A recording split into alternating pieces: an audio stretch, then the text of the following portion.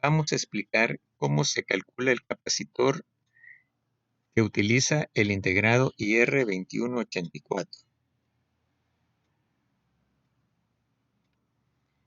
Recordemos que en la etapa de potencia del variador de frecuencia vamos a tener un puente H. En el puente H tenemos un transistor en la parte alta, es decir, que su colector está conectado al alto voltaje, y un transistor en la parte baja cuyo emisor está conectado a tierra. La polarización de este transistor no tiene mayor dificultad porque el potencial de polarización está referenciado a tierra. En cambio, para el transistor en la parte alta, el punto del emisor cambia de voltaje, de un voltaje bajo a un voltaje alto. Por tanto, este punto, es decir, la referencia del circuito de polarización, debe ser flotante. Eso lo conseguimos con el integrado IR2184.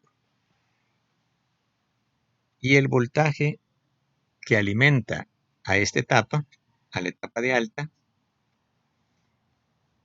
lo provee el capacitor C2. El capacitor C2 se carga a un voltaje ligeramente inferior a VCC, y cuando este punto se eleva, tenemos este capacitor siempre proveyendo la diferencia de potencial entre V sub B y V sub S.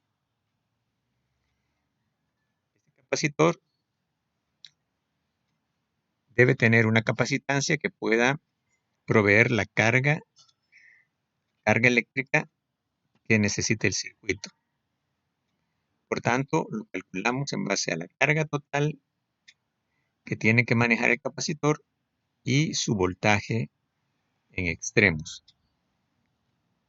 Aquí vemos la carga eléctrica del transistor, la corriente del integrado, la carga que proviene de la variación del alto voltaje y la corriente de fuga del mismo capacitor.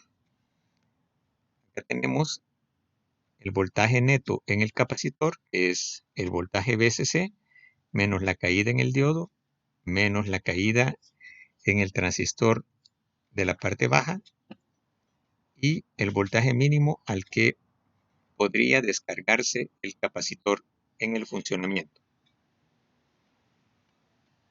Acá tenemos los datos y esto nos da una capacitancia de 1 microfaradio. Estos datos provienen de las hojas técnicas del transistor, del capacitor y del circuito integrado. La frecuencia es la frecuencia de la señal PWM. Aquí vemos las hojas técnicas del integrado. Aquí obtenemos el VCC, que lo hemos elegido de 12 voltios. Aquí tenemos la corriente que consume la parte alta, que es 150 microamperios.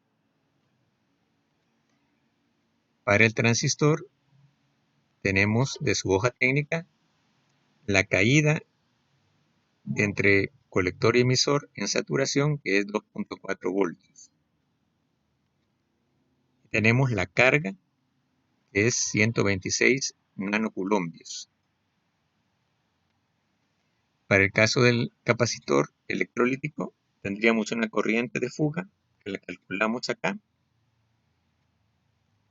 0.01. La capacitancia por el voltaje.